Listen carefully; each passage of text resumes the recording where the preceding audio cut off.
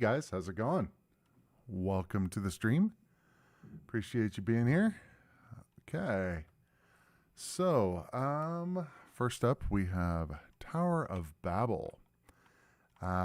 So I posted about this recently, and people were like, "Oh, make sure you read the manual. Make sure you read the manual." And I did actually, and I actually played through a little bit.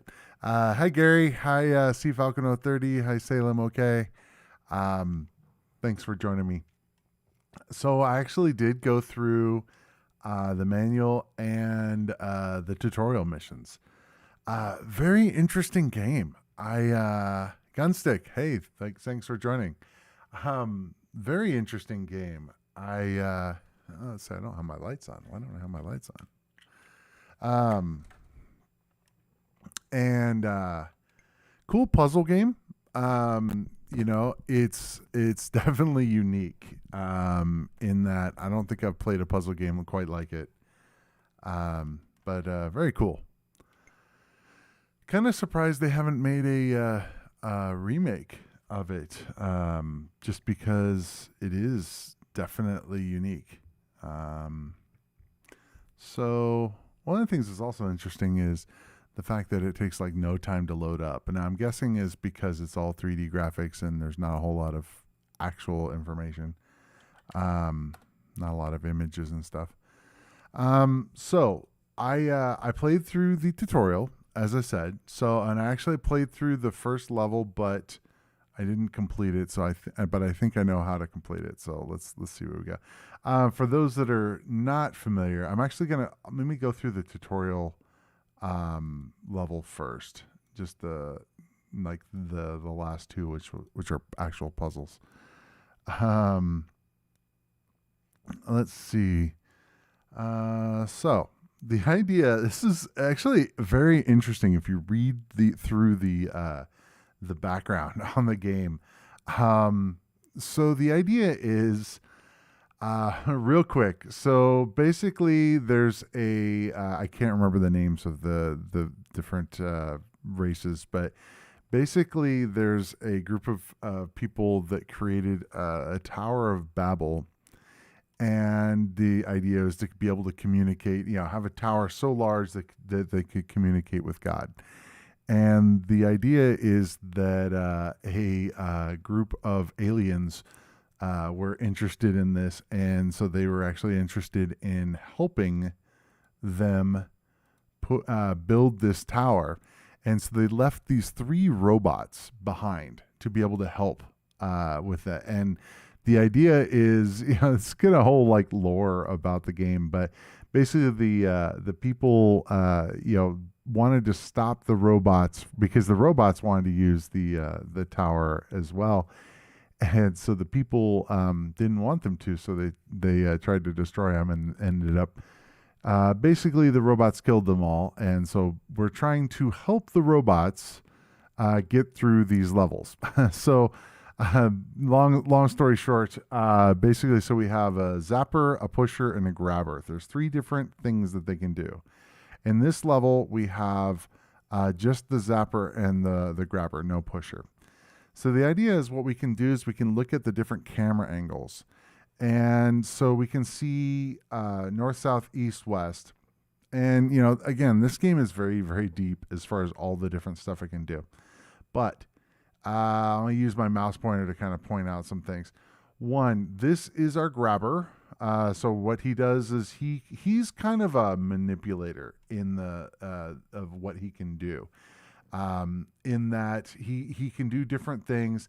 His ultimate goal is to grab these guys, which are the Klondikes. That's like the main, I guess, energy source or something for these robots.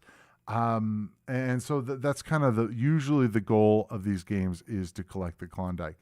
And that's what the goal is on this game. This guy is a zapper, I believe, or our guy's a zapper. It's a thing that's going to shoot us.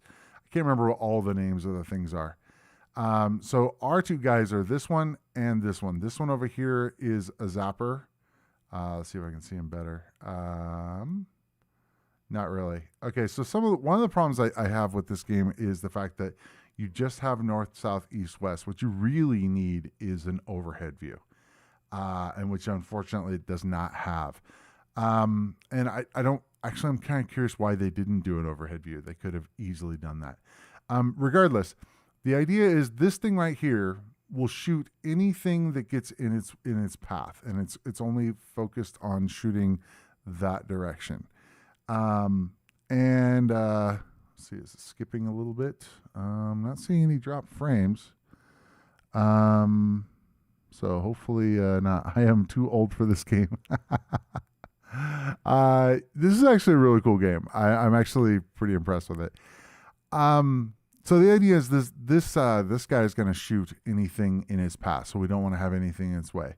And the idea is that we're wanting to get ultimately what we're wanting to do is get this grabber in position to be able to grab this Klondike.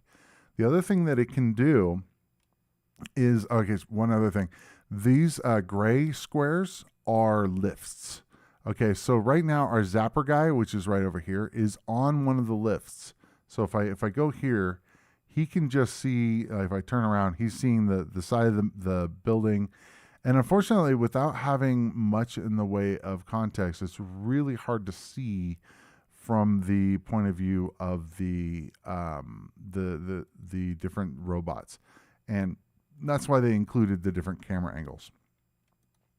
So the idea here is that we need to we need to be able to shoot this zapper here, and so the idea here is that we're going to take our zapper, and we're sitting on a lift. So I'm going to go ahead and go up. So you click this button here, and then you can kind of look around and see different stuff here. So you can go over. Now the problem is that he can't go further up. See, if you look here, he's sitting on top of here, but the lift is not up here where it needs to be. So what we need to do is we need, so one other thing is, so these little things here, this will make the lift go up. So this is sort of the up button on the lift. And so what the grabber needs to do, and the grabber is the only one that can actually manipulate that. So if I move the grabber over, and now what I can do is I can fire, and then we can see what's happening. Well, okay, if I was faster, I'd been able to see it. Notice how the lift is now up. So if we switch to the zapper, we can move forward. Now, since he's on it, he can actually operate the lift. Now, the thing is about this gun is it's only facing that direction. And so I can fire at it. I don't want to fire again because that'll shoot at the Klondike. We don't want that. But the main thing was there that we wanted to make sure that the zapper, or the thing that was going to destroy us, I can't remember the name of the thing, it would not shoot our robot. So the idea is that you have to do things in certain order in order to progress through the puzzle. So now that thing is destroyed, I can actually just walk over here with the grabber and then hit the fire button with the grabber, and he grabs the Klondike. So that's actually the completion of the first actual real puzzle on this game. This kind of confused me. It has this little screen that has stuff. It has nothing to do with the level you just played, which is kind of weird. It's like it's just a little thing that they put in there to make it, it's like, oh, you could do these things. That's not that useful. So that's the one puzzle, and then we can do the second puzzle on the tutorial. This one is destroy 4 objects. Okay, so on this one, we have the zapper and the pusher. Now, a couple of things to look at here is we have a block. I can't remember what the names of them are, but this is a block. This is a glass block, and we can move these around to be able to be used. The glass block reflects stuff. So like if you shoot at that glass block with the zapper, he'll come right back at you and kill you. You don't want that. What you want to do is you want to have the enemies shoot it. And so if we look here, we've got, it's really hard to tell. Again, if we had an overhead view, it'd be really easy to be able to see. But the idea is we have actually a couple things going on in this level. So we have this guy over here, the one with the blinking, that will shoot us. This one over here, I believe that will shoot us as well. It's kind of hard to, I think that's the one that can shoot. I think we can go in. We can move around this way. And then we also have right here, we have another pusher. So this pusher guy will push stuff around. So we're wanting to, actually, no, I'm sorry. I said that correctly. This guy right here is actually going to shoot us. This guy will shoot us. This is a pusher. So if we push, like what I wanted to do, I'm pointing at the screen like you can see. What we want to do is we want to have the guys shoot at these guns. We want to have them shoot at this glass block. But there's a problem here, and I'm going to show you and you see what happens here. So if we're on we have the pusher, and we move it. Let's see. If we just push that glass block with the pusher, we can hit the fire button. Now notice what's going to happen. So the pusher will just keep the other pusher. I can't remember what it's called, but the thing is going to shoot me, and I'm going to die. Not yet, I guess. So the idea is that we want. So the problem is that it pushed this glass block into a corner where it can't get out. So this is actually a failed state. So what we want to do is let's restart. Let me show you what we're trying to do here. What we need to do is we need to push the block. And I understand that this game is really hard to kind of explain what's going on here. What we're wanting to do, though, is we're wanting to push the solid block into that corner piece so that it kind of takes up the space. Okay, so I'm going to use the pusher. Now watch what happens. Now it goes into that spot where we can't do anything about it. And if we move our pusher now, he's going to move, and that's fine. But he's blocked by this block here. And what I can do is I can push it forward. That sound was the gun shooting it. Now I can push it forward again, and that's the other gun. So if we look here, basically all that's left is this guy right here, which is the pusher thing, except for these other objects. The goal of this level is to destroy 4 objects. We can't destroy this thing. It's indestructible. But now what we can do is we can get our zapper involved. So what he's going to do is I'm going to have him move over and shoot those bounty objects. And he's going to push me as I move forward here, and that's okay. He's going to push me over. Oh, maybe not. Maybe it was here. No, I think, there we go. So he's going to push me, move over. That's okay. We don't care. What I can do is I can shoot at these objects now.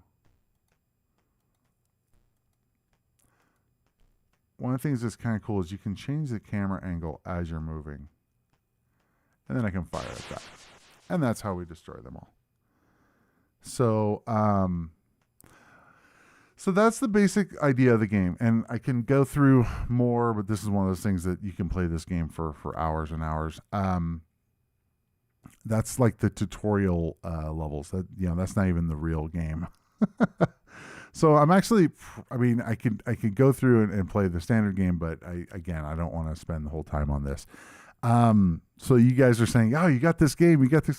I actually read the manual. Gary responded to my tweet saying, this is definitely an RTFM game. So, and I had played it, and I was like going, yeah, I'm going to have to read the manual. And I'm glad I did, because the manual, even though there's a tutorial, the manual actually walks you through the tutorial. So it's like, okay, here, try this.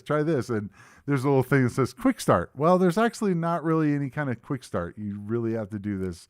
But here's, if you want to try, good luck, basically. Okay, so let's move on. Let's move on to the next one.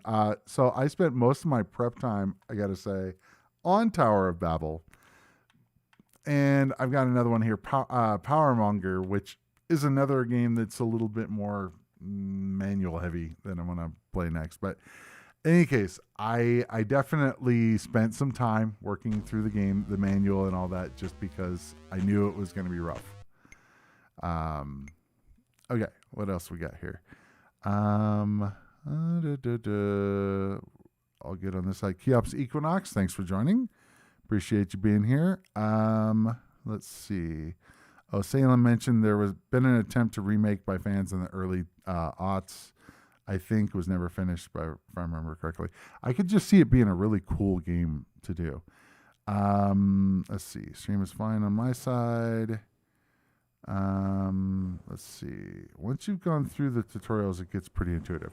Yeah, it once you kind of figure out what all can do. This has a pretty cool actually intro. Once you figure out all the different things that the robots can do, then it becomes just solving the puzzle. It's I think it's just got a steep learning curve. That's all. It's super addictive. Yeah, it's one of those that I could definitely see it being addictive. But getting through that first thing is the issue.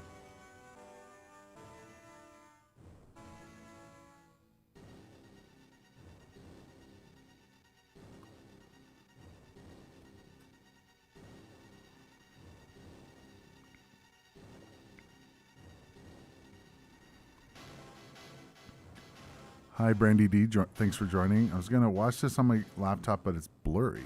Interesting. Whole screen, including you. Including me. I am blurry? Checked on my phone, and it's fine. Very strange. Well, I'm not having any drop frame issues. And I'm going at 1080p, so it seems to be okay. Say them okay. Says there's a mobile remake I just found out. Interesting. Okay, let's get through the intro here. What I think is funny is that huge long intro thing, and it really doesn't have much to do with the game. So this is a Peter Molyneux game, which if you're familiar, he likes to do, he started doing, I believe with Populous. I'm not sure if that was his first game or not, but Populous 2, Powermonger, and then he went on to make different genres of games, things like Fable and stuff like that. But one of the biggest things that he was really into is kind of or Black or White. That was another one of his. Or Black and White. Can't remember which one was the Michael Jackson song, which one was the game. So this is a very annoying sound that plays while it's doing the protection check. Anyway, this is, kind of a real-time strategy game. Not in the modern sense, but the idea is that you're trying to take over the world by being a powermonger. One of the things, I'm going to turn down the audio because that's just annoying. One of the things that's really cool, though, is the fact that it actually is in full 3D. And it actually has texture mapped, graphics here, which is slow. And that's the one downfall. But you can actually zoom in and zoom out on the map, which is pretty cool, actually, especially for the time. But yeah, we actually have texture mapped 3D graphics, and obviously no acceleration here, but very, very ambitious for the time. That was the biggest thing I would say that in order to describe Peter Molyneux, ambitious. That would be a great word to describe him.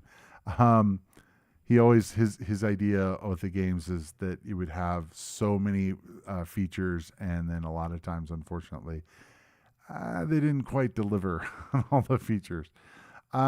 So I had played this a little bit, but I had forgotten a lot of it, so I kind of came back to it. Trying to go back to it after going through Tower of Babel, and I was like, I spent all my prep time on Tower of Babel and not so much on this, but I do know a couple things. So one of the things you can do is you can like do different actions to say, "Hey, I want to go over here and send my guys here to say, hey, I want to see, can we be friends?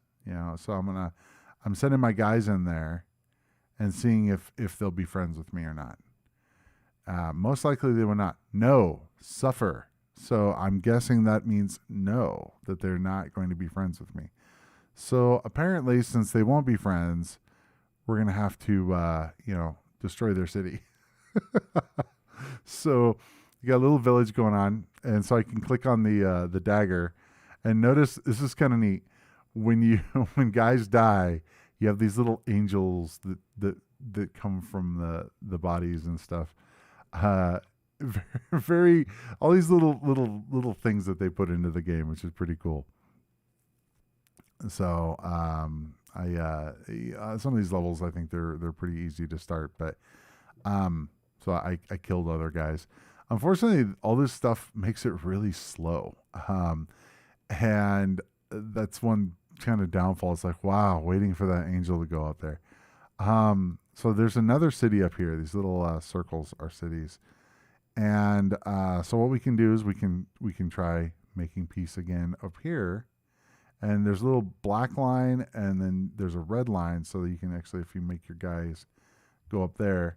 This is apparently me, the guy with this right here is supposedly me, and is sending your guy into the enemy territory to say, hey guys, you want to be friends? We tried this before. And most likely they will not, they don't want to be friends with us, but we'll try. Might as well try a diplomatic. No, suffer. These guys just, I mean, I guess they didn't get the memo that the last city that did this got raised. So, so I guess they're gonna die because they won't bend the knee to me. So we will take care of this here. I believe that it'll just automatically just kill all the guys. There's not a lot of hands-on as far as I know. And I'm trying to think, because I think because I destroyed both of the cities, I thought they would end, but I'm not 100% sure. I did see a blue dude running around here, so I'm not quite 100% sure. So we can actually, there's sheep here, which is kind of cool.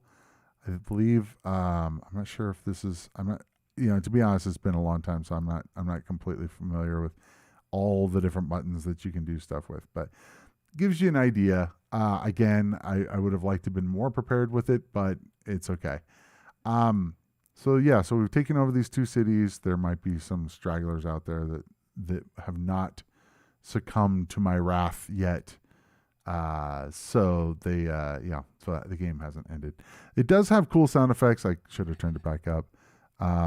But the little copy, I think it was from the copy protection that kept going off. It was just annoying. It's like, I was like, no, we're not going to have that. That does have like a little, like it does all the sound effects. Like you can have him do all these different things. Again, it's been a while since I played this, so I'm not exactly sure. You can look at things, or question mark. I think you can see, okay, the house name has all these different things. The Kingdom of Ed. Yes, I like that. Food, 166. Men, 7 who are discontent near this forest. Okay. So it's a very, it's got actually a cool interface as far as point and click stuff. So it does actually create windows that you can move around and stuff, which is, without, they built their own windowing system on here. So it's kind of interesting. So an elm in the forest of Aoi, it is winter. Cloggy in the town of, don't know what that is. It's a character. Tasoge is well and lives in a farmhouse with Regman, tirelessly working as a fisher. He holds nothing. At 34 years old, he obeys Ed. That's good. Okay. Anyway, let's move on to the next game. Okay, what do we got? Castardo, thank you for joining. Nothing wrong with the image here. Okay, so unfortunately, I guess people were having some issues, but it sounds like it is localized. Okay, what do we got here? Even Castardo. Oh, and Realms. Oh, add Realms to the playlist. Just Realms? I mean, I think there was Gold of the Realm, but not Realms. So I guess I guess we had to add that. The DM, could you do me a favor and add that to our list? What are we doing tonight, Brain? Taking over the same thing we do every night. Try to take over the world. Okay. Hi D. Hi Harry. Hi Gary. Are RTS games still being made? Yeah. I mean, I think, let's see, what's the major ones that are, I mean, I'm trying to think of the major ones that exist right now. I'm trying to think of the newer games. Oh, I mean, Age of Empires is still actually going strong, but StarCraft and all those games too. Let's see. Civilization's still actually considered an RTS. Well, no, it's actually not real time. It's turn-based. So anyway, let's see. Mark, sorry, I can't pronounce your handle. And Alex Holland, thank you for joining too. This was one of several games that could be played link up over serial and was compatible with Amiga, cross-platform network play. I believe I read that somewhere. That is like so cool that they did that. I mean, if you think about it, the code would have been the same. So that, as far as the actual serial connection stuff. So it would have to be something where they purposely did not want that to happen in order for that to work. But really awesome that they did that. Let's see. Really love the cross-platform gaming thing that there was with the ST and Amiga. Developers at the time were controlling the whole stack and can do it. Yeah, exactly. That's kind of what I was meaning here. Okay. Let's see. You were the chosen one, Dildo Gaggins. Thanks for joining. I love your name. That's awesome. Just Realms. Powermonger World War I was a good addition. Yeah, I saw that there was a expansion for that. That's very cool.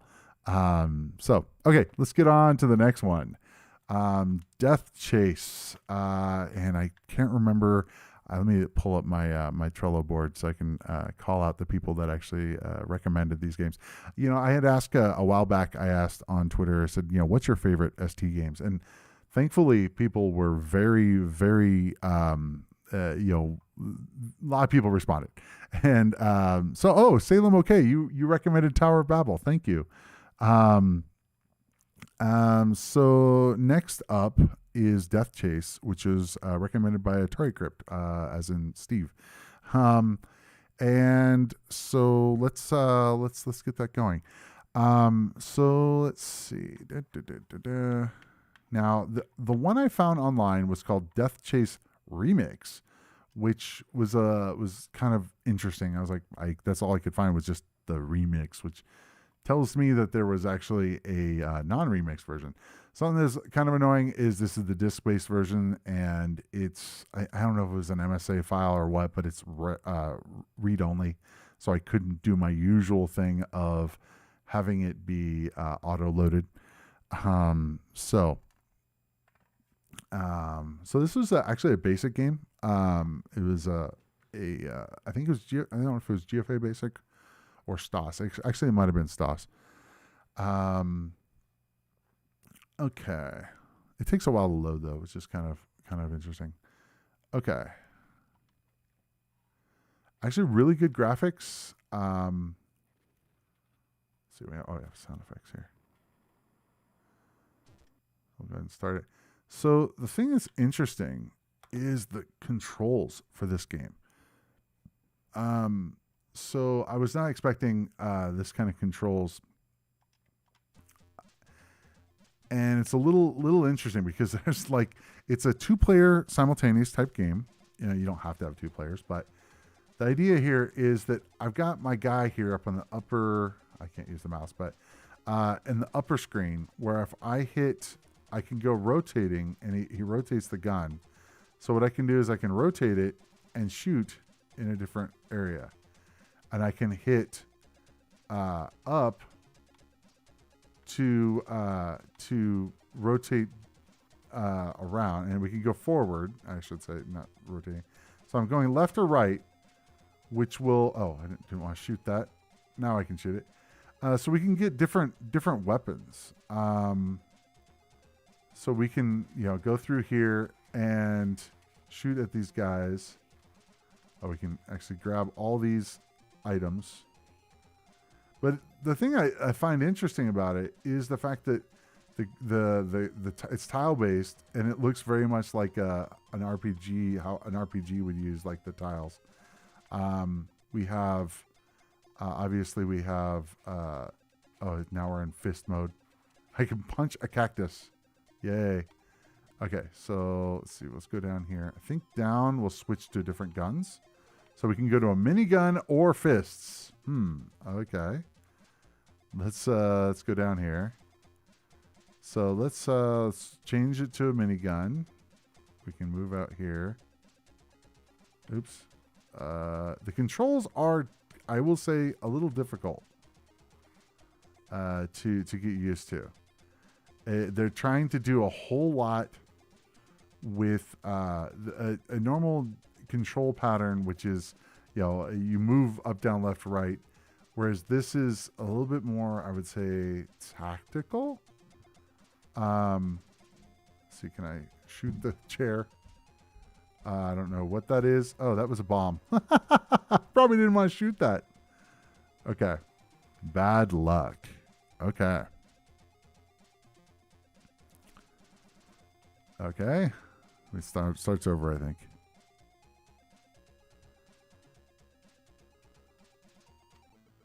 So I think I start over in the same room. Yep. Okay. So if I save my weapons and just shoot, just punch the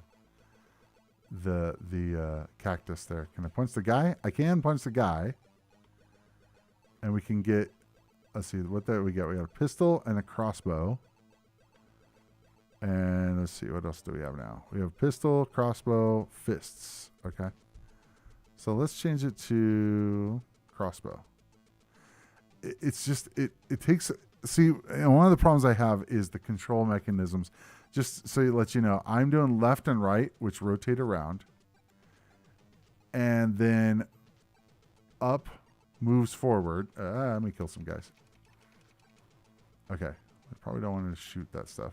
And we can move forward so we can get all these items. Oh, fists. Okay. I love the little graphic which shows him dying. Okay, so we can move forward here. Chainsaw. Nice. Okay. Let's go down here. Don't know what that is. Some of the graphics is like, I have no idea what that thing is. Okay. Nice. Chainsaw. Don't know what that does, but I believe these are, I'm not sure what that thing is they're collecting. Maybe ammo. It's like, it's kind of weird. It's like, take a roguelike, kind of, not really roguelike, but the style of rogue, I guess, and make it a shooter, which is, it's kind of weird. I don't know why the purpose of like the plants and all that, other than just, looks cool. So let's go through here. Let's see. I'm not going to mess with that bomb down there. I have a chainsaw. Oh. How did I show up in the middle of a room? That doesn't make any sense. Okay, so we grabbed another weapon. We have a pistol. Heavy laser. Nice. Okay. Okay, so it looks like we can only go left.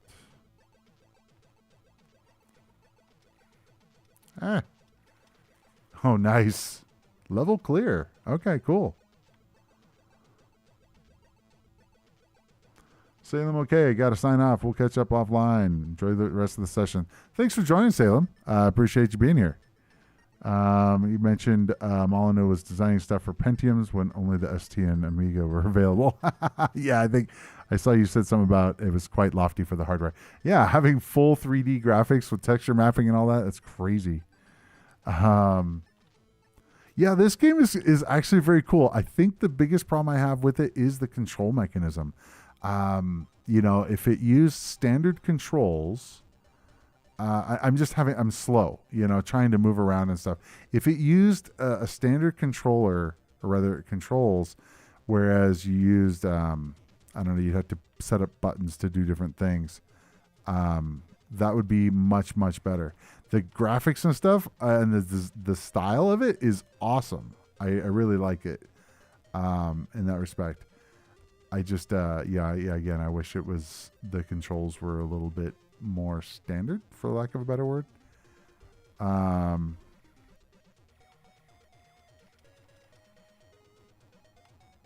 Okay. Oh, where'd that guy come from? Okay. Guessing this is ammo or something. It's a little slow. Like when I'm moving around, just trying to say I want to shoot left or right or whatever. It's whoa. Let's try shooting at a guy. Wow, flamer. Okay. And it's like I can't. Like if I were to do just like down and shoot, that would be much much better. It's almost like I don't think I could really change the control mechanisms. Like after the fact, I've thought about like, if you could hack a game to where you could use multiple buttons, that would be amazing. With this, it wouldn't work. You'd have to redo the code because it's not set up to be able to. It's just so different.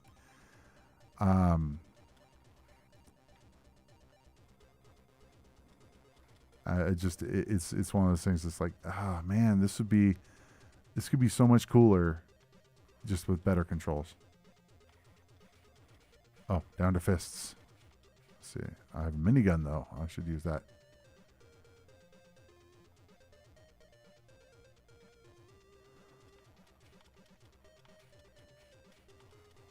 Bad luck. Okay. This is an interesting game. Never heard of it. Yeah, neither had I. And that's actually one of the things that I really like about doing a lot of these games is that I'm finding games that I've never even heard of before. And it's cool that some of them you guys haven't heard of as well. So let's go on to the next one. Magic Pockets. So Magic Pockets was suggested by Atari VB Pod. So vertical blank. Appreciate that. So that's one that's been on my list for a while, and the issue was I didn't do it before because it was having issues with the hard drive version. It I had to set stuff up with it, and I ended up just using the disc version since it's a single disc. It's fine.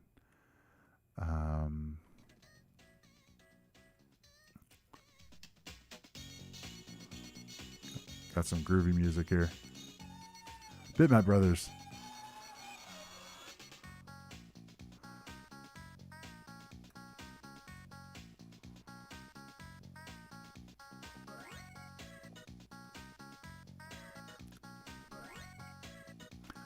You can please some of the people some of the time, but you can't please all the people all the time.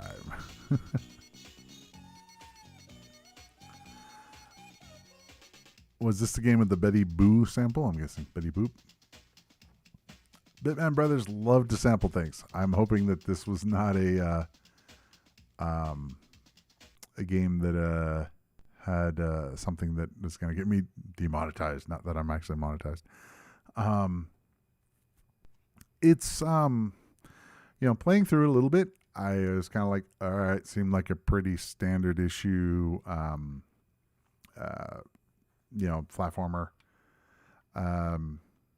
But the one of the things that was kind of interesting to me, and you guys would probably know, is that it's kind of funny. His animation reminds me sort of Droid or Killing Game Show. It looks like it's almost like one of the walkers that has remapped with a cool dude kind of look with a backwards baseball cap and stuff. It's kind of funny. So the shooting, it's kind of they use the whole standard issue lofting of the bullets, which are I don't even know what that is supposed to be. But one of the things that's interesting is the fact that it has these arrows that pop out. I have no idea what the heck that is. Like that arrow. It's like what I don't know what the deal is with that. It's like it's firing out there, but that doesn't help me.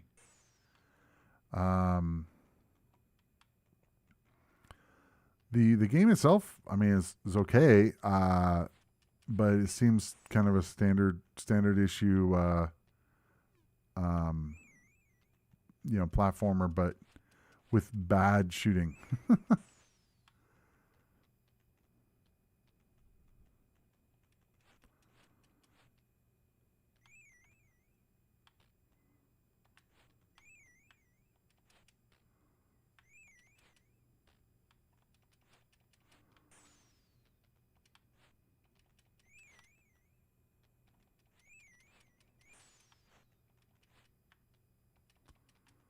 These kind of games, I feel like, with no background music is sort of they've kind of fall flat to me. I guess because I've played so many platformers where that's the whole idea is you get the background music that's going the whole time. That didn't look good. Still don't know what those arrows are. If you guys happen to know, let me know. I have not looked at the manual, so. But I'm hoping that I wouldn't have to look at the manual for a game like this. So there's a TV here for no particular reason. I don't like the fact that these guys take like a bunch of shots to be able to kill. Okay. Interesting. So is it a map? Huh. So I hit down on it and it showed kind of a map area. The creatures look cool. It's kind of weird though that it dazes them first and then destroys them. Got some coins. That's kind of cool. The coins fall and then they lay flat. Sure. Continue. Yeah. Continue from the beginning. Wonderful.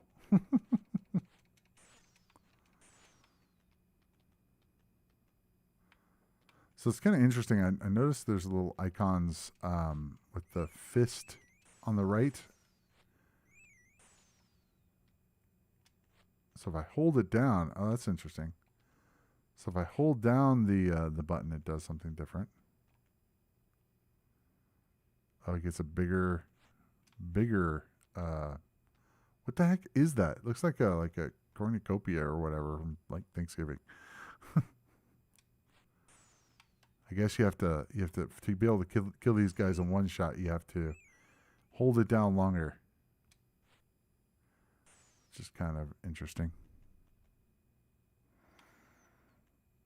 Okay, but it seems pretty. If I'm missing something, definitely let me know. But it seems pretty. Yeah,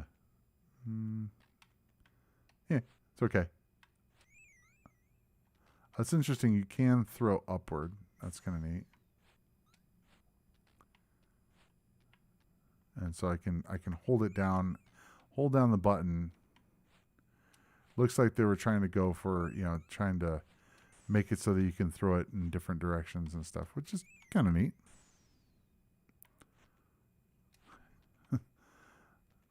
the your bullet or whatever is kind of funky.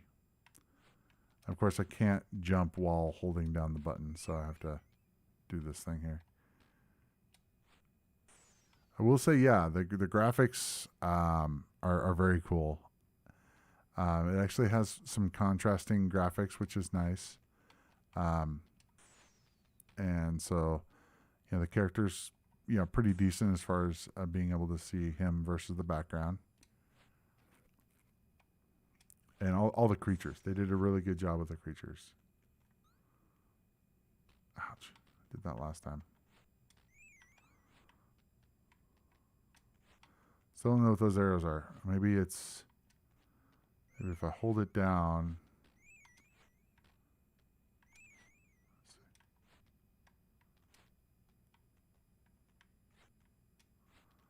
Something going on there.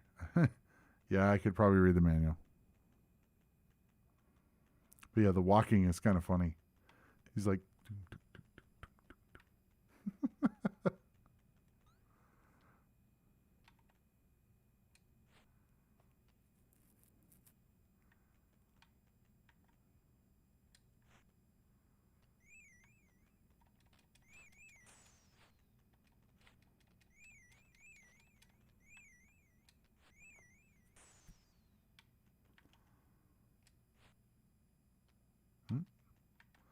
trying to throw it down there so that they can get him.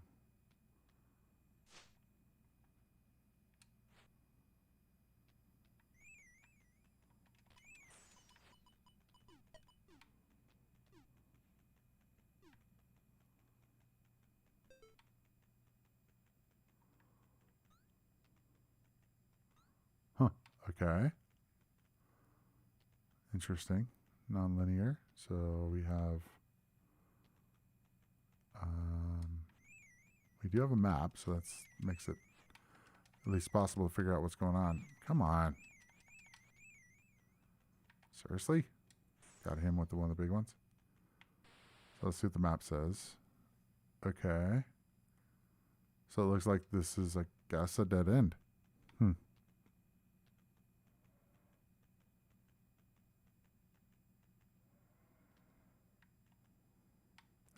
I think I hit that. Oh, okay. It's one of those where I can go through the platform.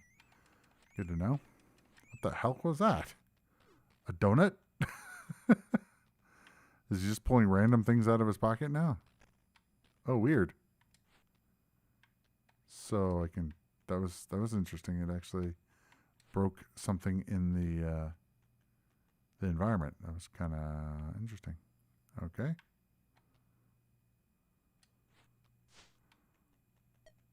Oh, weird. So you can collect it. That was odd. Okay, so that jumping bit is a little funky. So I want to be able to go diagonal. But as I do, it just makes him jump up instead of diagonal. So I don't know if I can get up there.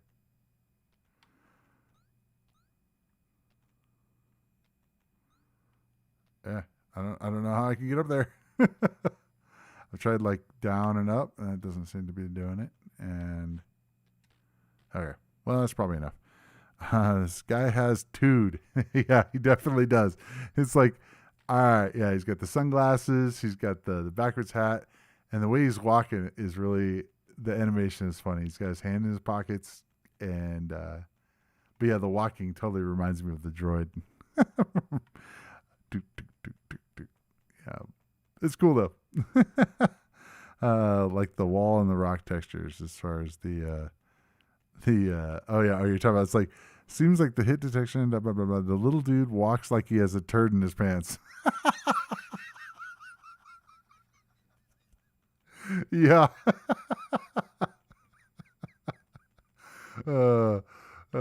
Like the wall and rock textures. Yeah, they did a really good job with those textures.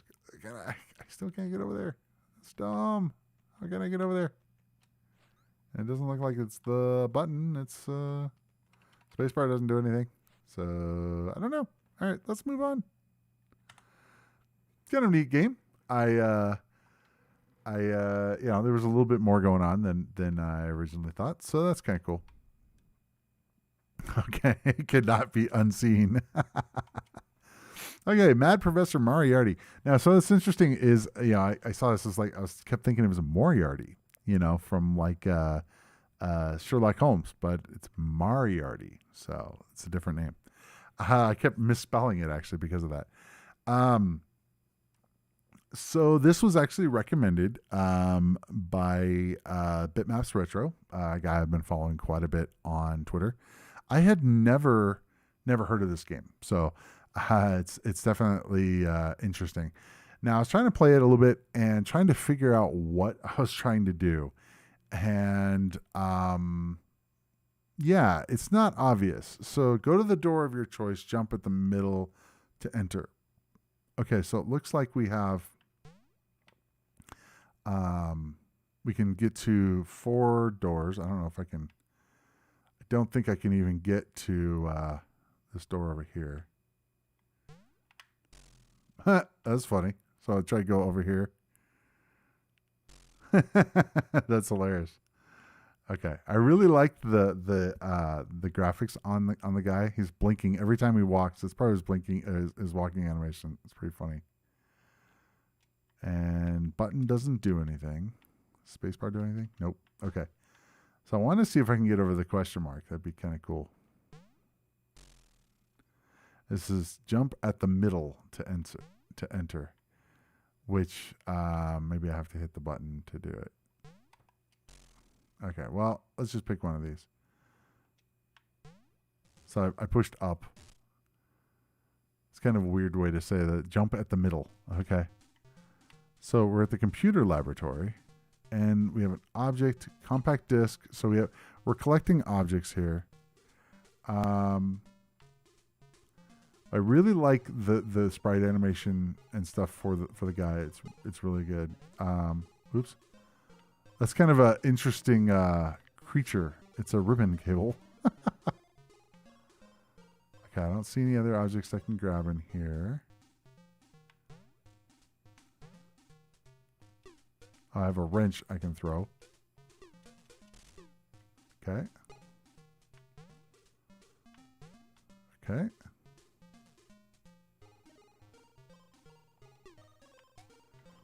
Doesn't look like oh, he respawns. Okay.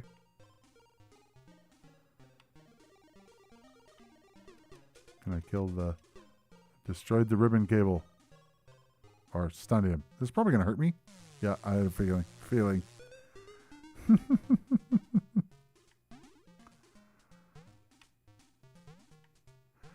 Yeah, the DM does does all the graphics for me for the sidebar thing, and I really appreciate it. Oh, how do I get there? See, it has music going. Yeah, it doesn't have to be major. A very useful switch. Okay. So we have actually if we hold down, I think, oh yeah, we have 3 tokens. So we can turn on the switch. I'm not sure what the tokens are for. A very useful switch. Interesting. I have a compact disc. I don't know what to do with it. Oh, interesting. I flipped the switch and now I can go through here. Aha. Okay. So let's shoot at this guy. Oh. Those computers look kind of cool. The enemy is a joystick. We have a rat. Oh. It is a joystick. That's funny.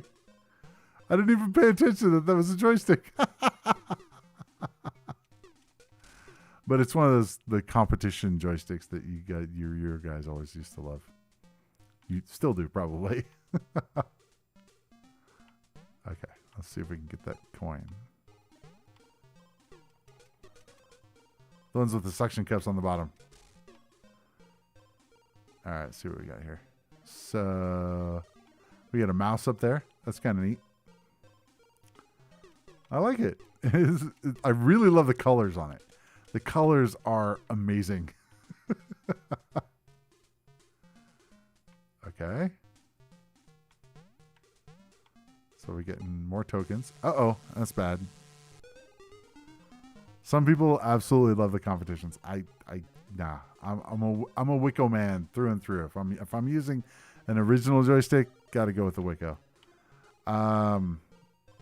Okay. Competition. Oh yeah, the Wicco bat handle. Yeah, I actually really like the graphics too. Oh, looks like I can't get there. Can I jump over there? Yeah, cool.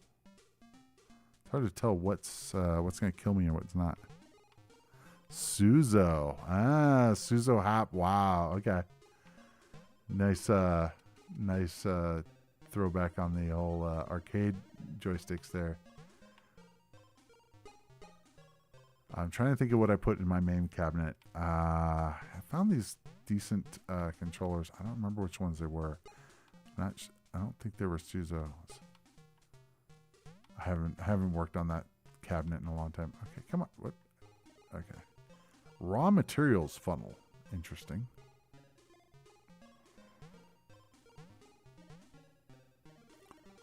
Wow, this level keeps going on for days here. A floppy disk killed me. Ugh, slime. Okay. Looks like I got a headset over here, or headphones. Can I get up there? Apparently not. Oh, he respawns. I don't like that mouse. I guess it doesn't hurt me. It's just annoying. Alright. These levels are pretty expensive. 2,000 watts. That's awesome. I can see that again. Right on. Okay, let's see if we can get up here and throw the wrenches at the joystick to. Uh-oh. What the hell? Oh, I died? Because what? I went up here? I didn't get hit by a joystick. What the hell? That's weird. Huh. You are in the loony bin. Okay. Yeah, whatever.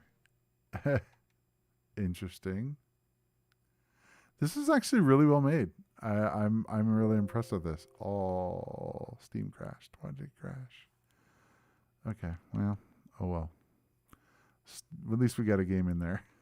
Steam did not like me. And it doesn't want to close. Steam SSE crashed again. Foiled again. Let me see if I can kill the process here. Because Steam is not happy with me. Okay. Task manager. Wow, it's really not happy with me. Well, why do you not like me? There we go. I was stuck in a dialog box. All right. Let's go to the next one. Let's see. We're talking about Suzo Arcade over Competition Pros. Yes, joysticks. Gotta talk about everyone's favorites. Starball. Okay, so Starball is one. I believe that there was a couple different versions of it, and so I picked the one that looked interesting. So, let's see. I thought the flip screen platformers were lazy. Then I remember Abe's Odyssey was flip screen. I don't think that anymore. Abe's Odyssey was an amazing game. I absolutely loved it.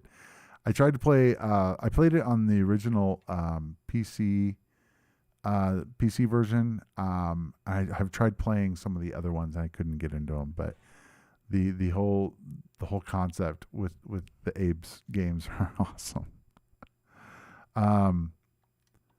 Yeah, I think that the single screen, platformers or whatever, or non-scrolling platformers, I think that they're okay.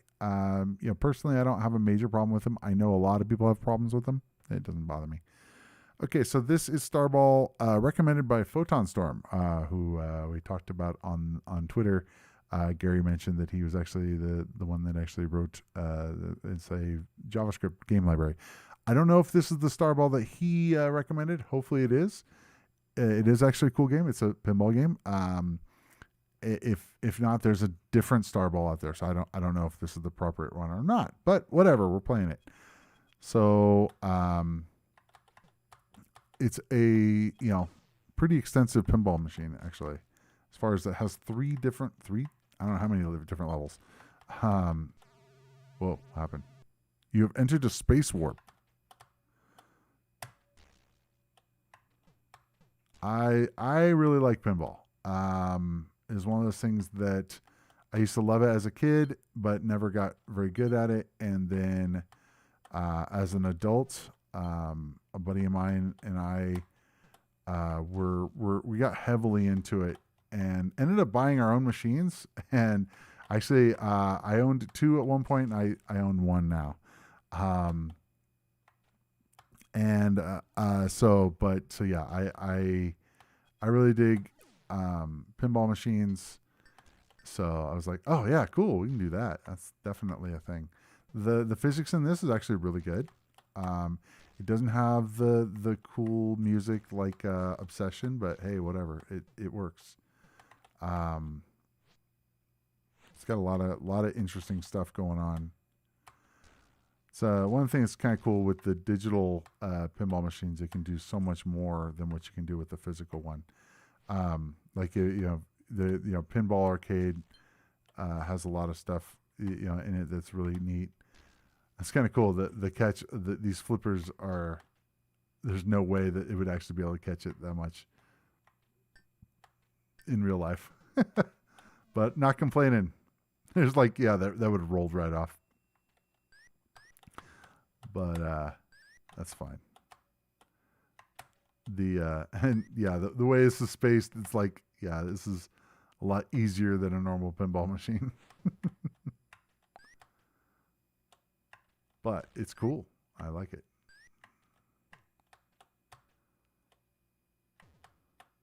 So they elected to use the shift keys like like Obsession did. Now this is one of those that you could actually map. If I wanted to really play on the controller, I could definitely map the yeah. I usually use my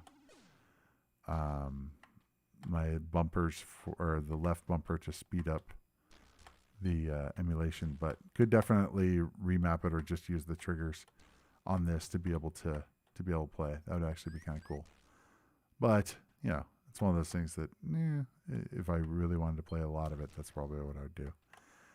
Shift keys are okay. I am fine with playing on with the keyboard. That's totally fine. It's kind of weird. The ball, it looks like a baseball. It looks like it has like stitching on it, and it's kind of like, as opposed to a pinball. That dude over there on the right is pretty interesting looking. It looks like a kind of an alien, like a xenomorph with sunglasses. Oh, I've never been able to make it up to the top.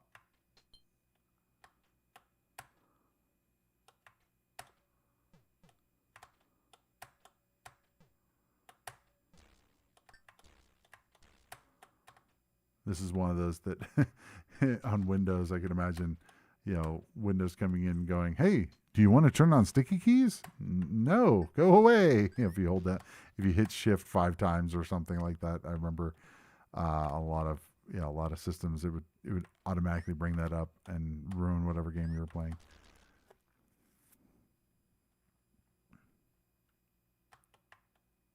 Game over. Okay, let's go to the chat. Starball is one of my favorite games. I think this was PD/shareware. Yeah, I believe it was. If you have a Falcon, you can have music. Yes, this is a public domain game, which makes it even more impressive. Yes, absolutely. And the best pinball game on the ST. Really? Even more than Obsession, because that's usually what the go-to pinball game for the STs is Obsession. But if you like this, get Demon's. Oh, I read that as Demon's Tit. Like, Demon's Tit? What? Demon's Tilt on Steam. Yeah, that would make more sense. Okay, let's move on. Tilt. There's an L. LT. Big difference. All right, let's go. I'm like, I thought that was an odd name for a game, but I mean, whatever. Okay, so let's get on to the game that everyone's gonna probably pan. That's okay. I don't care. Yeah, Obsession is STE only. Okay, so you're making the distinction that the ST game. Yes, got you. Shadow of the Beast 2. I know. It's one of those that it's one of those things I didn't have the hype that a lot of people. Let's have the music. Let's see. Does it not play it during that time? Has a really cool intro. No music during the intro, I guess. Yeah, I know. Shadow of the Beast, overhyped, etc. Didn't live up to the hype. What I think is interesting is this whole intro thing. I don't understand what has anything to do with the actual game, which is not surprising. But I remember I had the mod. Oh yeah, most people I don't think like the first one either. I think I had the mod of this, so I was used to the music, which was kind of cool.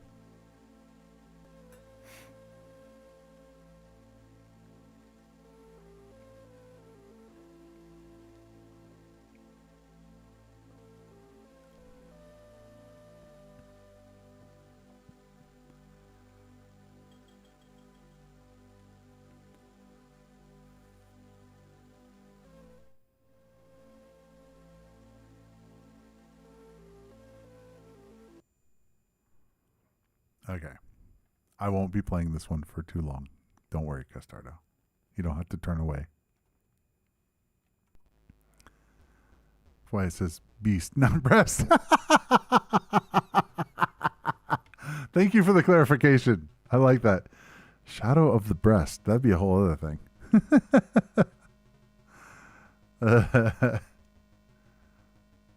Halt, stranger. No one passes through our wood. The thing I have a real problem with this game, I have a few problems. One, the palette. They spent, I've complained about this before. They spent more on the background than they did on the main character. Even more on the enemies. The main character here is super bland. I mean, he's got what, 2 colors? I mean, if that. I mean, just 2, I guess. Maybe 3, I guess. Actually, I guess it's 3. Just really, I have a problem when you have games where your main character is not the thing that you emphasize. That's my own personal thing. Another problem is the animation is so slow. It's like while this guy is walking, he's walking in full in slow motion, and I just I mean, the enemies are cool and all that, but yeah, those kind of things make the game, to me, when it crawls like this, it just makes the game really boring, to be honest. I picked it because it's a game that is quote unquote popular, even though there's a lot of people that don't like it as well. Wow, that was a quick game. Yeah, he's in slow motion, and that's just like he's going. You know what he's doing? He's speed walking. That's what he's doing. He's got his arms moving, but that's it. He's speed walking around here. It's like, I'm gonna get there eventually. No sense in running. There's no. That's an emulation glitch. There's no sense in running to get there. We're gonna speed walk the whole way. So what we can do is like, when there's a bad game on here, we can do like the MST3K stuff. We just make fun of it. To give them credit, the backgrounds as far as the trees and all that, and the fact that it's how they did it, and you can go behind it and stuff. That looks cool. I just feel like the background wasted all the colors, and and whatever reason, it's not very fast. It's just, with it being this slow, it's just not playable in my opinion. But truly, speed on how he moves is, do I jump or do I fall? Jumping. Oh, there we go. The speed is so critical, because it just makes the game a slog otherwise.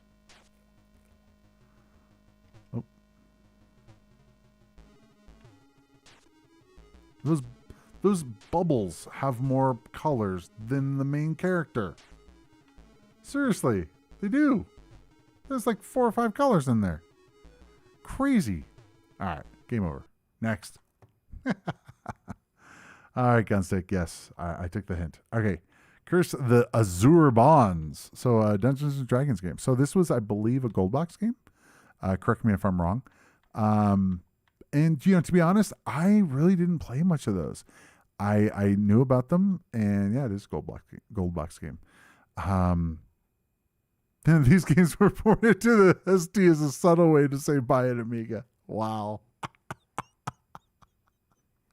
That's funny. But yeah, it's like, oh yeah, this is all we could do. And so truly, I think that they, it's kind of like, looking at the Coleco thing on the 2600, the Coleco versions of the games were so much better. And it was like, yeah, they wanted to make sure that certain platforms got the better treatment than others. And I kind of feel like, yeah, Psygnosis kind of phoned in the ports on the ST. So, all right.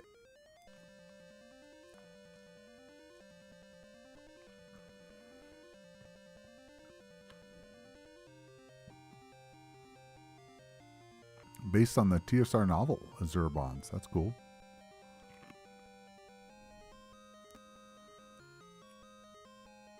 Have you heard of MGT, Magnetic Tank? I played it a lot. Isometric 3D puzzle game. I have not. Curse on the Azure boobs. Wow, this I'm noticing a theme here. Okay, let's play. We can hit any key and press it. We don't know what it is. Okay, cool. So what we can do is we can create a character. So let's go through the character creation problem or process. I gotta say that in a lot of these role playing games, I actually really like the character creation. So funny enough, I actually when I'm showing people programming, one of the things that I usually my go to is to create a character generator. I have them go through and do a rolling for stats and all that, just because it's it's just a cool exercise. So let's create an elf. Why not? Pick a gender, male or female. Male, female. Let's do female. Why not? Okay. Pick a class. That's kind of crazy. Fighter, magic user, thief. This is when we had multi-classing. That was a big thing. Back in, I believe this is based off of 2nd edition. I could be wrong. Definitely correct me if I'm wrong.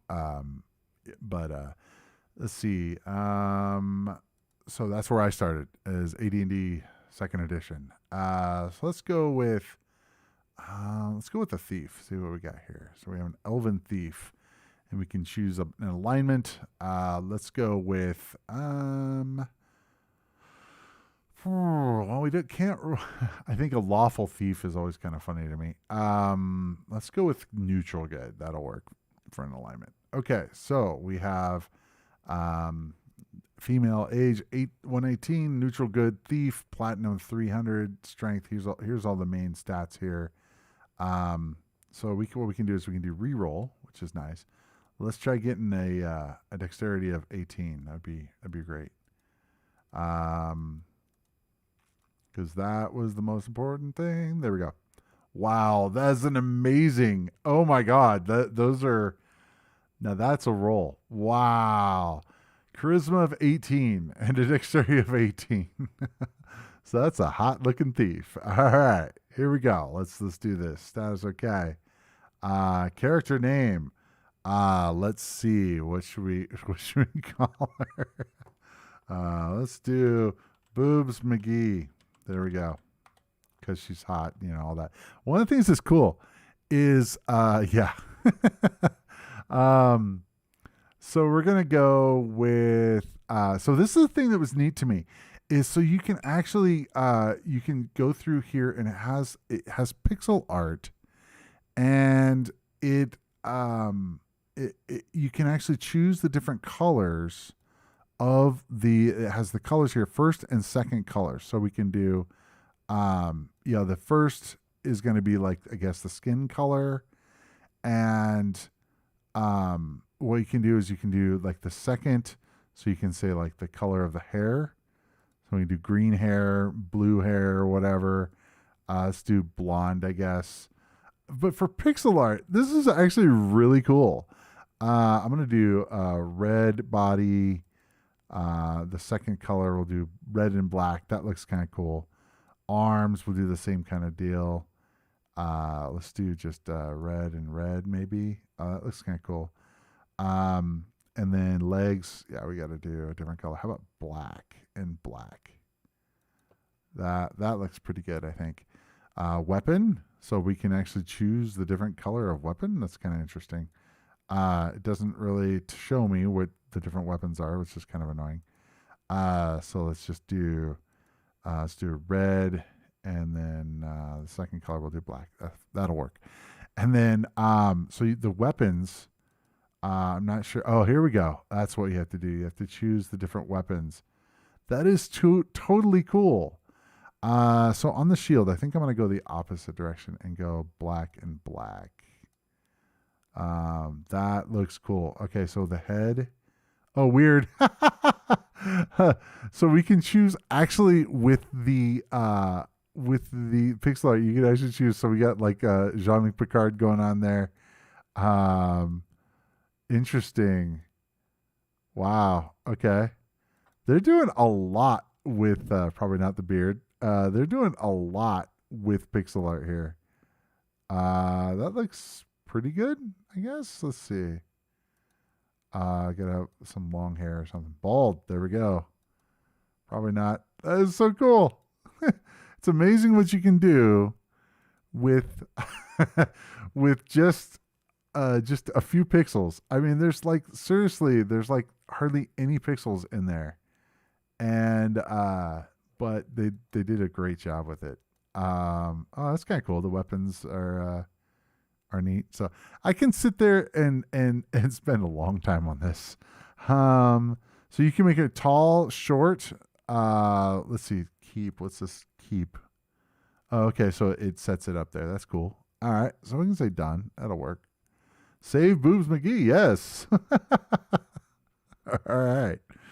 So we can actually create an entire party. I don't want to sit there and do that. So we can add the character. So we can add from Curse or Hillsfar. So that you can actually, I believe Hillsfar, you can, because it was a different game. I believe you can, add different characters here. So I actually had created another character first. So let's go ahead and add Boobs McGee, and let's add Ed as well. That's another character I created before. So let's go ahead and begin the adventure. And so I think he was a fighter. So you awaken in a small room. Looking around, you notice that all your gear is gone, as is your memory of recent events. Press return to continue. Adding to your disquiet, you notice that your sword arm has been somehow imprinted with strange patterns. The rest of your party are identically marked. Okay, so we are in a we got the similar thing what we've had in like Bard's Tale and stuff like that. As far as a you get these little directional things instead of doing like what Dungeon Master did. It's fine. Okay, welcome to the fair city of Tilverton, beams the innkeeper. Then she notices your collective scowls. Please calm down while I explain. You listen and you record it in your journal. Entry 31. Entry 31. Interesting. Perhaps the sage will help. You can get weapons from the shop across the way. Okay, so finding your way. One of the problems I have with a lot of these games is finding your way is difficult because it's very hard to kind of figure out where you've been and without having like major landmarks. So we can kind of walk around here, but we're in a hallway full of rooms or doors, I should say. And it's really difficult without having any kind of landmarks to know where you've been and what you're looking for. Earlier, I played this to try to just get familiar with it, and it's like, where do we go? Okay, on the bed in this room is a disheveled man tossing in the throes of some great nightmare. He screams, "Flaming giant!" Blood red mage, the glinting knife, plants that walk, arg. His voice drops, the incoherent mumbling. The innkeeper rushes up. Please leave this man alone. He was found in this state just before you arrived. He was laying near the sewer outfall. Poor man. You leave. Okay. So yeah, it's extremely easy to get lost. And like earlier, I was like trying to find my way, and I'm like, I went through all the doors, or at least I thought, and to try to find the way out. And yeah, it was not easy. You would think there'd be like some sort of sign that says, I don't know, exit. That'd be great. But there isn't. So you have to kind of just walk around and then go, oh, okay, well, that's not it. And you walk out and like go, okay, well, that's not it. All right. And that's the problem I have. It's like, it's not very obvious where you need to go. So I'm going to keep going here and going through these empty rooms. Yeah, an exit sign would be useful.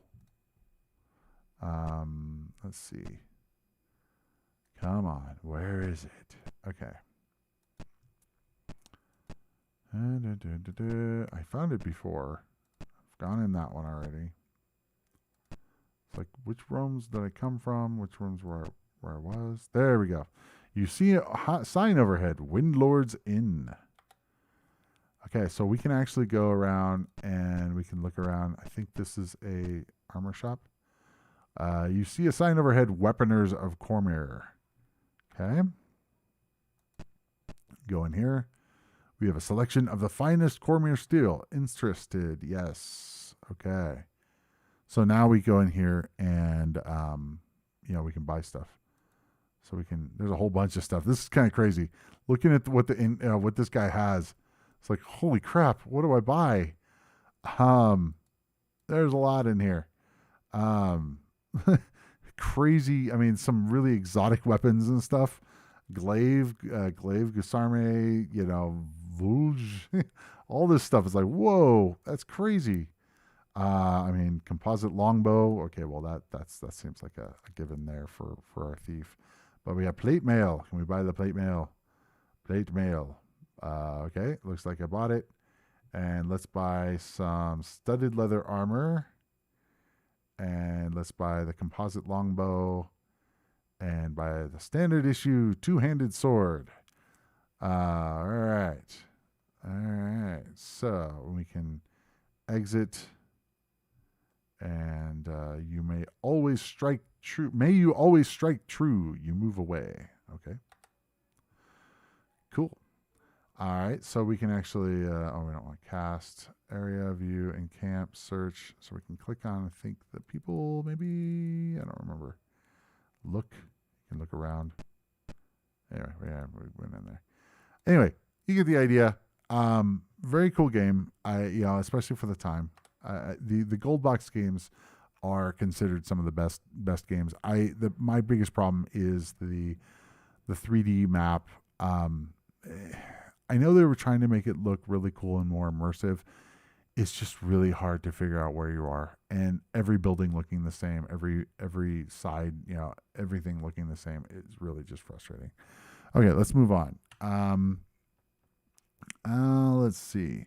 I think the only way to play is to make a map on paper and mark each click. Yeah, pretty much. You have to make a map. It's a D&D game. Yes. I'm not much into RPG, but I like to finish Ishar 2 someday and maybe Legend of Valor, since I still remember the review. Legends of Valor is one of those that I remember I had, and I was like, oh, this would be so much better if it was faster. That was the thing I had a problem with. Doing the 3D graphics and stuff made it rough. So, okay, how are we doing on time? We're doing great. Okay, let's go to Borrowed Time. So Borrowed Time is one of the, one of the games that they were, when they were doing interactive fiction and they went into graphics, they started adding graphics to games. And I actually, it's one of those where you type commands, but you can also see what's going on. It has actual graphics, which is kind of neat. Personally, I mean, I was really big into interactive fiction as far as like playing the Zork games and stuff like that. So this was always kind of an interesting one to me, because doing these kind of games where it has the graphics added to it, it was kind of like, to me, I almost, how should I say, it seemed like it was almost like, yes, it's cool, but I don't need it. I'm used to the non-graphical stuff, so it wasn't that big a deal. Okay, so the idea here is you're a private eye and you're in your office here. You're seated in your office. Your run-down shoe heels add a few more scuff marks to the oak desk in front of you. So we can look around. So we can look at the desk. So you can type, look at desk. Cigarette butts overflow the ashtray. The lower drawer is unlocked. The phone is ringing. So we can do answer the phone. I am going to kill the audio because the clicking is going to drive me crazy. And probably you. A voice gasps, "Sam, they want you dead," and fades out. A man's shadow darkens the window. Look at shadow. It's only the window washer. Oh, okay. So there was a note, or I think it was a note or something. Get check, I think. Oh, wait. Open. Look at desk. Lower drawer is unlocked. Open drawer. Drawer. Let's see if I can spell that correct. There's a personal check here. Get check. Look at check.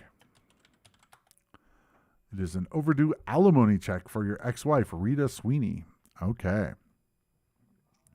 So what we can do is we can, you have openings east to west, north, south, and stuff like that. So I'm going to go ahead and hit east. This little room, hardly more than a closet, contains the desk of your girl Friday, Iris Spencer. The door east leads down the stairs to the alley. So we can look and look at desk. Let's see what we have here. The desk is bare except for a telephone, a typewriter, and a notepad. Look at typewriter. Let's see. It's a dusty old manual. Look at notepad. It reads, "Sam, gone to the dentist. Be back soon. Mavis from Dublin Rose called. Desperate to speak to you. Iris." Okay. See if we can call Mavis. And it says, "All you get is the busy signal. You have the odd feeling that you're being watched." Okay. See if we can look at the phone. See if there's anything special on there. You see nothing special. Interesting. Okay, so we can go east, and it says you see a couple of thugs walking up the alley towards you. When they see you, they draw their guns.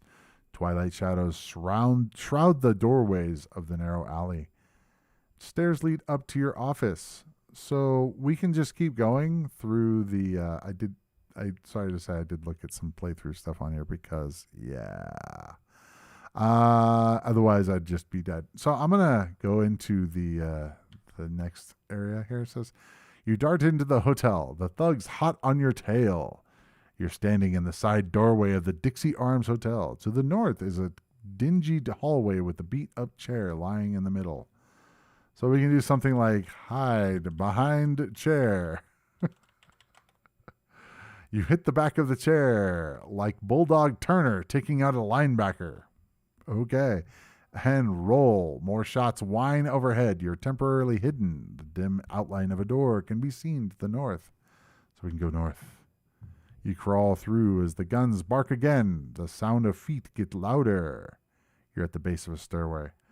Lock door. The bolt clicks into place. The men are pounding on the door. Let's go up. Your admirers are splintering the door. I love admirers. Okay. As you run up the stairs, down the hallway to the east, you see a window. You're standing in the attic.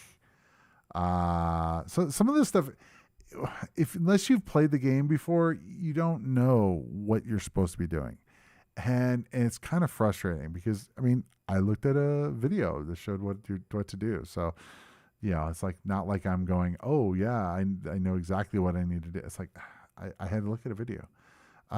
So let's see. Look at window. Let's see what the window shows here. You see First Street from the second floor of the Dixie Arms Hotel. From below, you hear the thump of the door as it breaks off its hinges and slams into the stairwell. Stairwell. Let's break the window, shall we? You hear the men frantically running up the stairs. You're standing at in the attic. You see a shard of glass. Get shard. Okay, we got the shard of glass. Jump out window. Whoopee, they're almost here. Barely, I guess, east.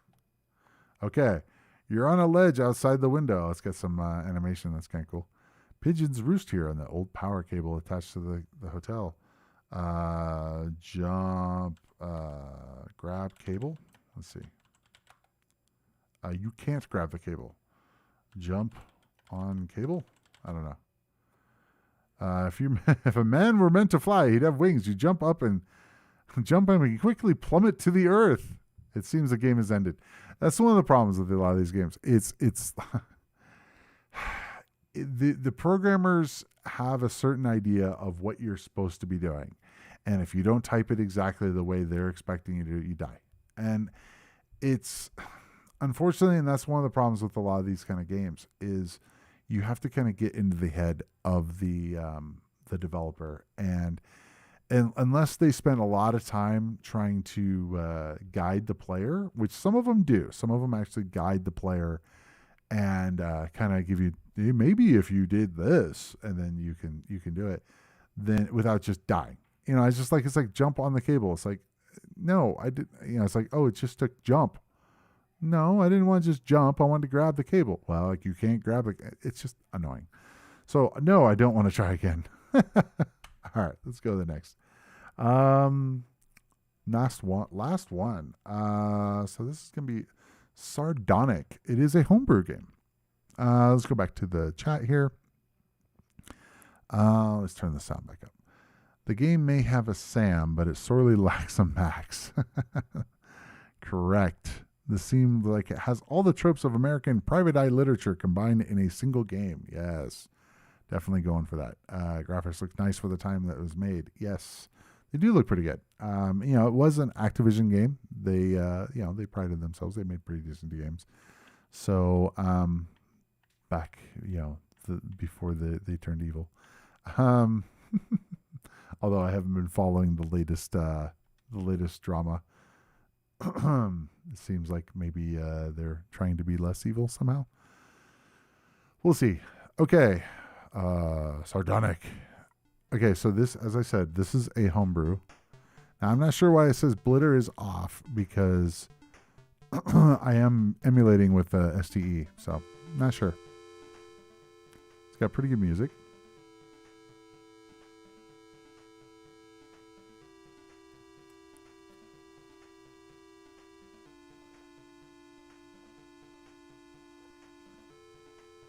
So this was just made last year, I believe. Just came out. And I love the, when we get to the main screen, the name of the company that made this, it's self-published, whatever, doesn't have an actual publisher, but the name of the yeah, here we go. Look at the bottom there. 2020. Yeah, we'll go with that. All right, so we got a standard issue shooter. So apparently, it does have blitter ability, but it actually seems like it scrolls just fine. So I'm not sure what the blitter actually adds. So the fact that it didn't automatically choose the blitter or say it was on is kind of interesting to me. So it does have power-ups and stuff, which is cool. I think it slowed it down. I think that was slow. Now, one of the things that's really cool about this to me is the fact that the monsters, or the enemies, I should say, are pretty crazy. It starts off, and the movements and stuff are pretty normal, but then it's a little crazy here. You're not like Skywalker. You lost your ships. Ha ha. Okay. Press return to main menu. All right. Yeah, the blitter can still be off on the STE. Yeah, but it is on, so that's not a problem. I've played lots of stuff with it.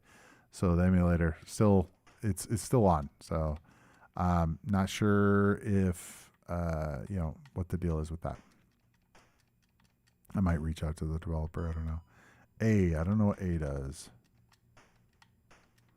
This game's actually kind of hard, but it does have the whole idea of you have a certain amount of hits, I think, before you get destroyed.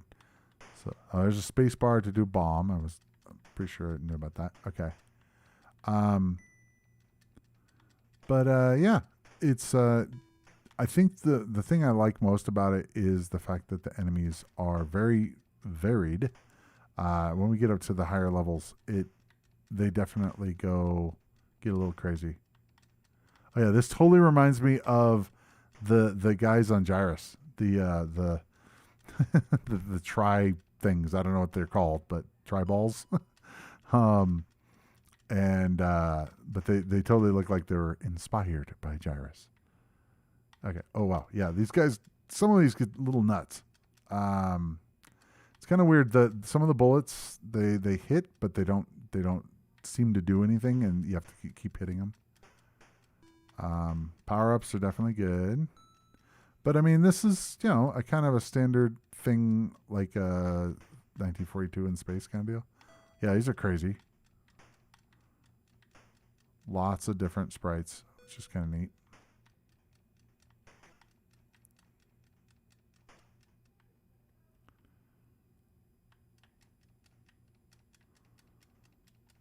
I'm going to use the bomb. Because you get 5 of them. And space bar. Ooh, a little bit of slowdown there. Not sure what this was written in, if it was assembly or STOS or GFA or whatever. I missed all of them. That was pretty bad, actually. It's kind of interesting. These guys, normally they had a movement that was like going around in circles, and then this time they're just going straight. It seems like you just keep going, even though it says only level 1. It's not multiple levels, at least not that I've seen yet.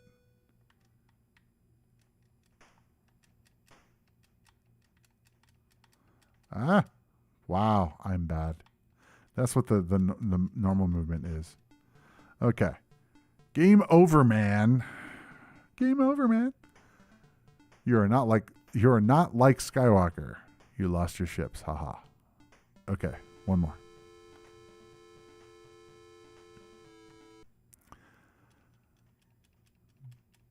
But yeah, it's definitely for a homebrew game. It's pretty cool. I don't know what B is. Maybe it was an extra bomb. Yeah, it was an extra bomb. That's cool. Huh? Sure. Why not? Grab another one.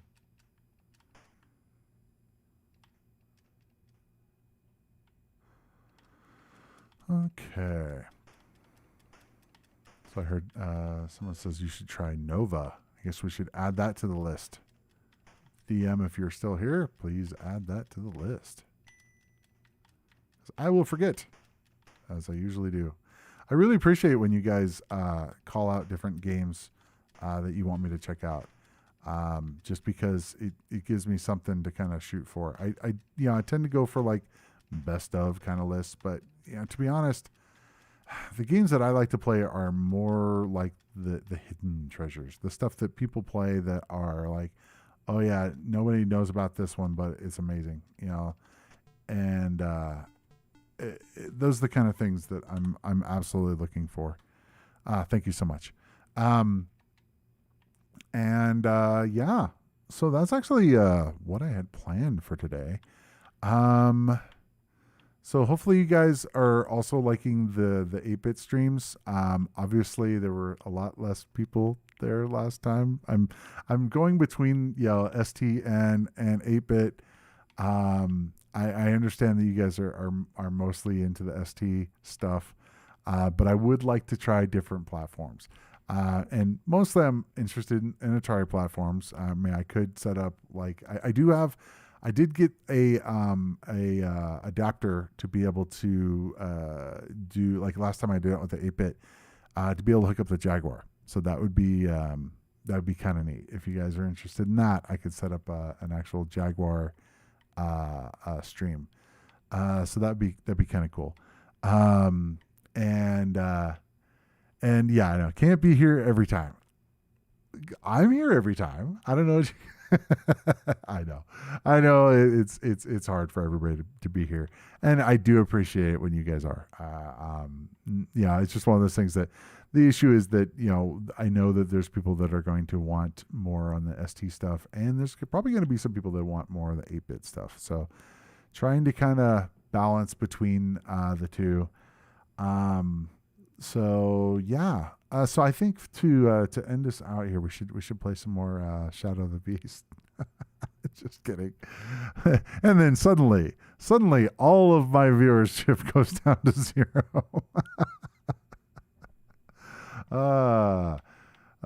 It's funny is I haven't done summer games on here. I did I was thinking of like I don't know if you guys have been watching the Olympics, but I thought about doing something with summer games.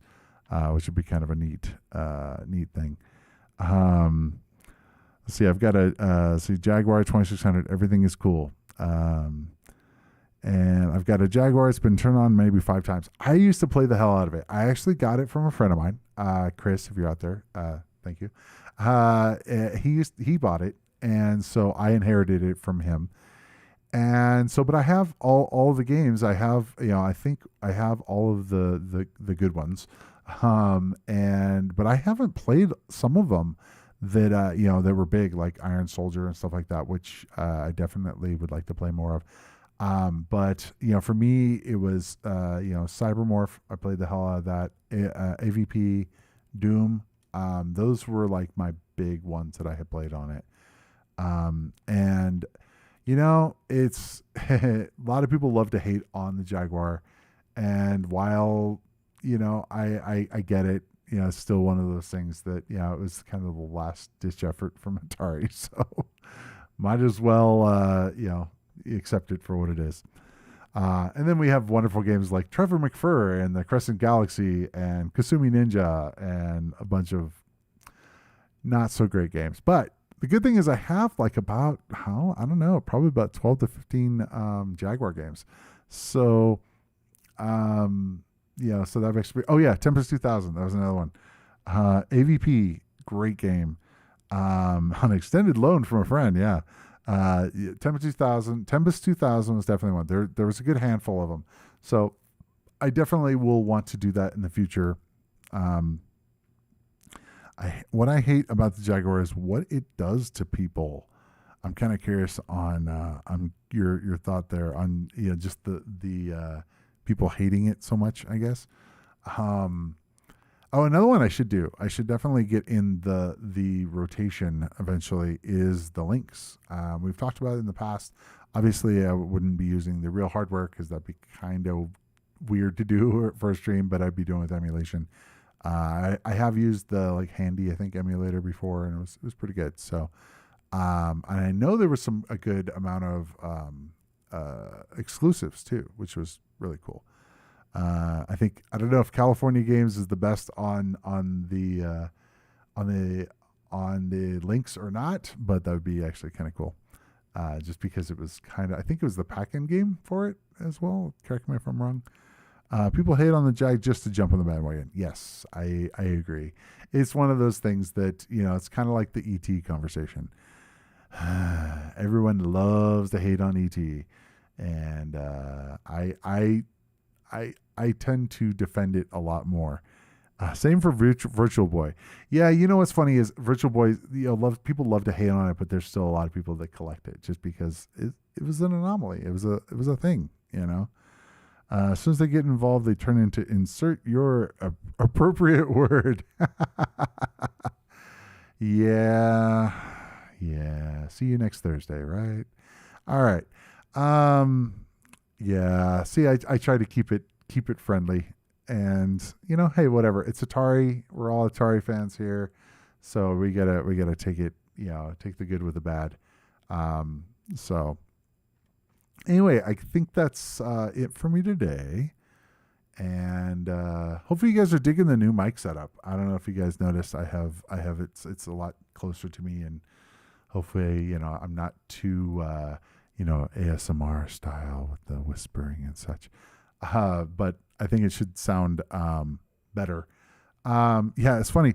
I don't want to pay the current price. Yeah, crazy enough, the prices. I mean, the whole retro game market has gone stupid.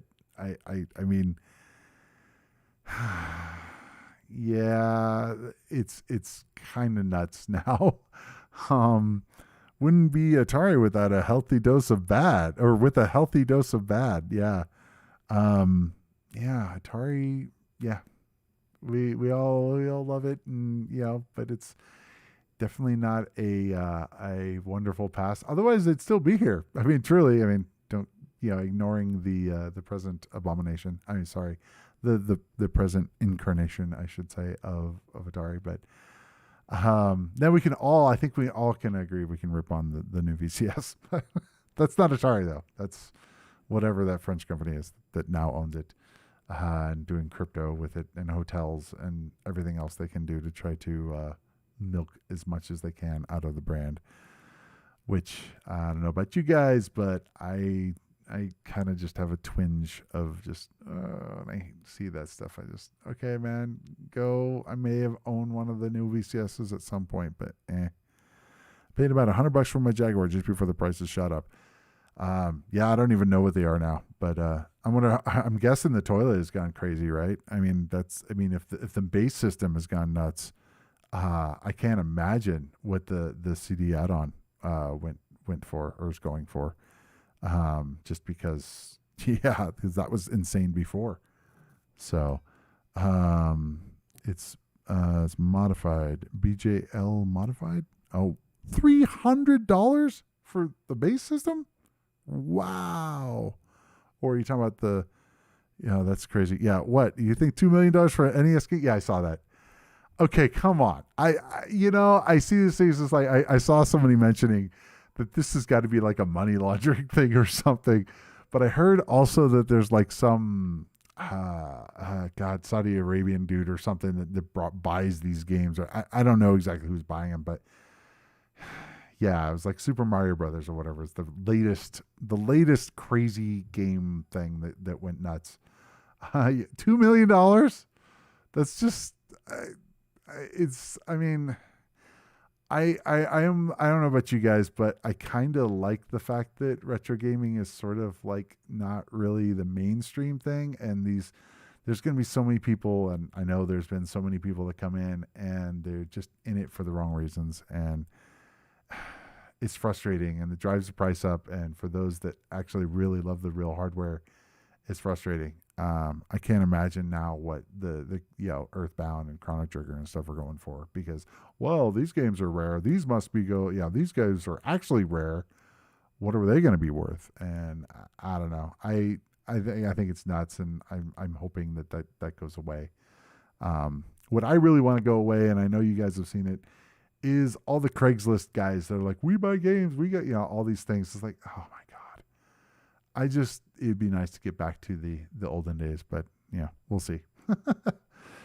Anyway, guys, thank you so much for joining me. I will see you next week. I'll be doing the Atari 8-bit stuff next time. Also, if you guys are interested in any non-retro stuff, I actually have been working on a Raft Let's Play series. Raft is an amazing game that you guys should check out if you haven't already. I am loving it. But good evening, everyone. I will see you guys next week. Take care.